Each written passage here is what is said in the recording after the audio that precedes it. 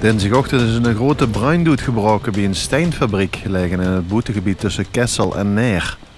Omwonenden hoorden een alarm afgaan, gevolgd door helle knallen. Daarna sting de fabriek in lichterlaaien. De brand rukte uit met groot materieel. Vermoedelijk is de brand ontstaan door laswerkzaamheden in de loods. Het vuur greep snel om zich heen. In die loods daar is een aparte ruimte, dat is een trommelinstallatie. Daar waren ze werkzaamheden aan het doen en daar is brand bij ontstaan. Waarschijnlijk is er asbest vrijgekomen bij de brand. Ook werden de Napoleonsbaan afgesloten voor verkeer. Dankzij een snelle inzet van de brandweer was het vuur wel snel onder controle.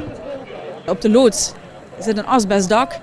En vanwege dat feit, omdat bij de brand een beetje asbestvrij is gekomen, is in ieder geval ook zeer grote brand gemaakt. Nou, op dit moment zijn ze nog bezig met nabluswerkzaamheden, controleren van de loods. En we verwachten dat we op niet erg lange tijd weer kunnen inrukken naar de kazerne.